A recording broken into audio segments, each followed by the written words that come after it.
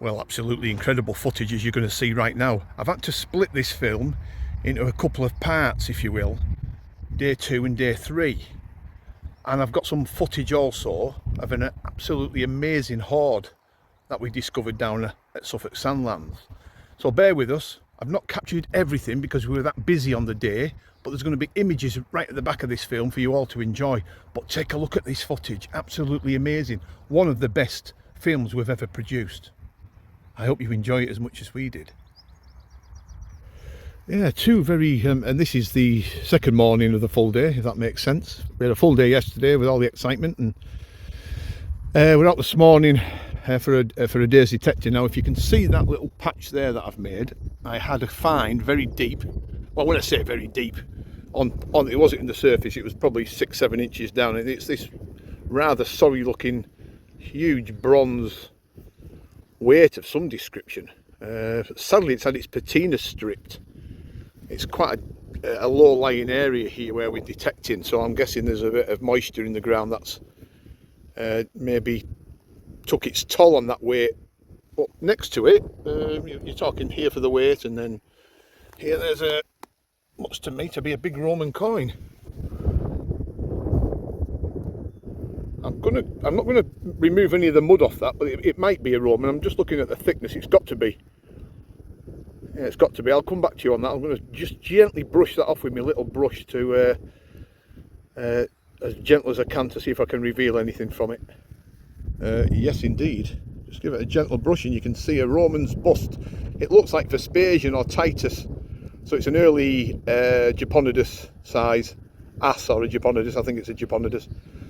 I can't do anything with that side at the moment, but yeah, that's a Roman coin. So two finds there within 2 minutes of each other has certainly whetted my appetite. So let's see what else we can bring to light. Well, that's a really good couple of finds within a couple of minutes.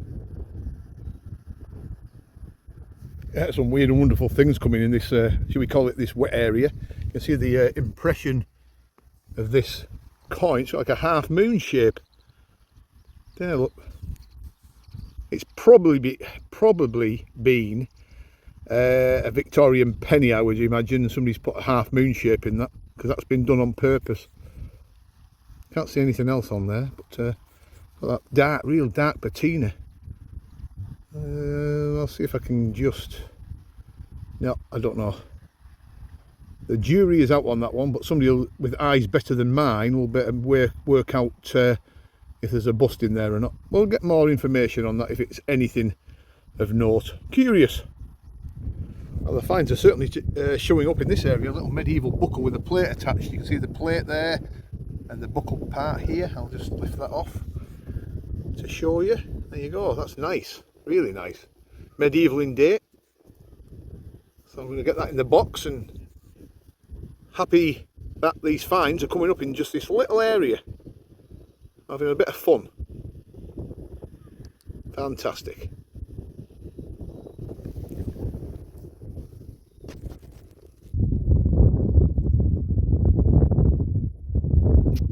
Here with Ricky now, and mid-morning, and he's just come over with a lovely little trade token and his first cut quarter, as you can see. There's his cut quarter and there's his trade token. We'll just turn that over, see if we can get any detail on it. There's a bit going on there, and there's his little hammered. Excellent work from Ricky.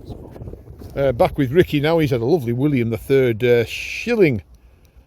Now it's got an, it's not an F, is it? It'd be an E, a worn E for Exeter Mint.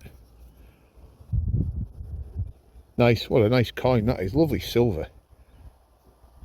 The soil's that good here. It doesn't tarnish the coins too much on this top end of the field. But I think that is an E for Exeter. I can't see it being an F, unless I'm wrong. Just had a good signal here, scraped it out, and that's a half cut hammered. I'm happy with that. It's a short cross. I can see you can just see in that quadrant there, that gives it away. I'm not sure what king. I'll give that a clean up, get some pictures and images out there. But yeah, medieval. There seems to be a few half cut short cross coming off this afternoon, so that's good news. And there's mine and hopefully get another couple before the day's out. Would be nice. Yeah, as predicted, another scrape of the hole. A lovely little medieval halfpenny. Oh, look at that. Sorry about the wind, folks. It's never give up all day, this. But yeah, there you go, another hammered halfpenny. Always nice to see. Not sure what king it is, but very welcome. Well, what a day, and more to come. Absolutely fantastic here at Suffolk Sandlands. So you can remember the Bronze Age hoard from a couple of weeks ago. We're back on that same field, and I'm here with Jeff from Colchester, and he's just had one. So there is more here, as we suspected. I'm absolutely blown away with the condition of this axe. Absolutely stunning. Look at that, and he's really pleased as well. Got plenty of mud in there. We're going to wrap it and preserve it and keep it out of the oxygen now.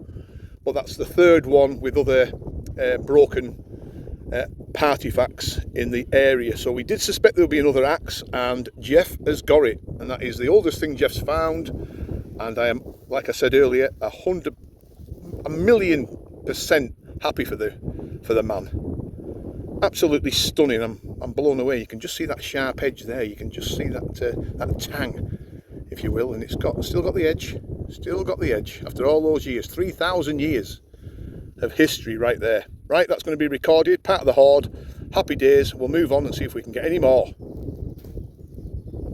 Brilliant. Oh, what are you doing to me? Jeff again, who got the axe earlier. This is part of the hoard. Look at that spear. These are coming up 8 to 10 inch down in a little area. I just can't, words, I can't even get my words out. Look at that. I mean, Jeff's come down from Colchester. He's absolutely on cloud 9. I'm on cloud 10, and John's on cloud 11. We're going to wrap this, keep it away from the oxygen, because it'll start going a dull colour.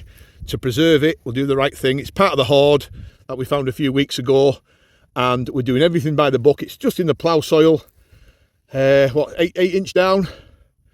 Words are failing me. Words are failing me. What a find. Jeff is the man. Look at that. Wow. Yes, and as predicted, Jeff has found another. You can hear me out of breath here because it's just in this little patch, and they've been rolling around in the plough soil for such a long time on these agricultural fields. You can see the axe has been chipped and damaged by the plough, unfortunately, at the ends here. Can I put my finger there? There. So that's 2 axes and a spear. Excuse me. It's just unbelievable. Straight out of the ground. We're going to again wrap it, keep it away from the oxygen to stop it drying out. And another unbelievable Bronze Age discovery. This is just turning out to be an unbelievable morning. Yeah, what a group of detectorists, all interested in history and finding ancient things to preserve them. These will be on display in a museum somewhere, and rightly so. And if it wasn't for us detectorists coming along finding these would have still been rolling around in the plough soil. So we've done it. We've actually done it. Right, I'm going to turn it off and see if there's anything else coming up. Well, it's the final day of a really exciting tour. I'm not detecting myself today. I'm going to walk around with the detectorists, make sure that they are enjoying the experience, and also to see what they're finding and hopefully share the excitement with them. So we'll be back with you on the first good find of the day. See you soon. We're here with Astrid, and look at the beautiful crotal bell under that mud. It's the early type as well. You can just see the decoration coming through. What a beautiful big bell. Love to see that. That will look really pretty when it's cleaned up. So well done to her. That's a beautiful find. Fantastic. I'm here with Janet now, and she's just had a lovely little hammered. Look at that beautiful little short cross. Every short cross is different just by the size and the shape, even though it could be the same king out of the 4 kings. You know, they just all look different in their own little appearance, and you can just see that little medieval face peering back. Just such a beautiful little coin. Slightly clipped, slightly misshaped, and it all adds to the flavour of these coins. I just think that's a wonderful hammered. Fantastic. Jacob next. I'm here with Jacob in the background, and he's just had one part of the medieval mirror case, and what a beautiful find. And look at the decoration on that. That would have been hinged, and another section opened up, and a lovely lady would have been able to see her face, I guess. But that's a beautiful find, actually. Beautiful artefact. The artifacts just from the medieval period, they just amaze me, and that's another fantastic find from Jacob. Well done, Jacob. The legend himself, John French, Esquire. He's on the hammock. He's got the short cross cut half, a rather tasty one as well. You can just see that king's mouth. You see the king's mouth there. He had his face sliced off halfway down the coin. You see his beard and his hair. What a stunner. Well done, John. Jeff now, and Jeff's on the hammered, and yes, you've guessed it, it's another short cross cut half. Look at that, the condition of these coins, because the soil's that beautiful and black, they're coming out in really good condition. Just try to sort of balance it between my fingers so people can see it. There you go, Jeff on the hammered. Remember when we showed you Jacob's medieval mirror case? Well, guess what? He's gone and found another, and it's a separate one. It's not the same as, it's not the matching pair, if that makes sense. Look at that, and this would have had segments in there. So there's one there, one there, one there, one there. They would have had coloured stones in, or paste. So that would have looked absolutely stunning in its day. And it looks like it might have had a repair job there. It's almost got little hobnails in it almost. And then when we turn it over, you can see the remains of the other side of the mirror case, which would have flipped open, and the lovely maiden, the medieval maiden, could have looked at her pretty face before she was chatted up by a knight. There you go, my imagination's running wild. But 2 mirror cases, or 1.5, is substantial. Beautiful medieval find from Jacob. He's really on fire today. Beautiful.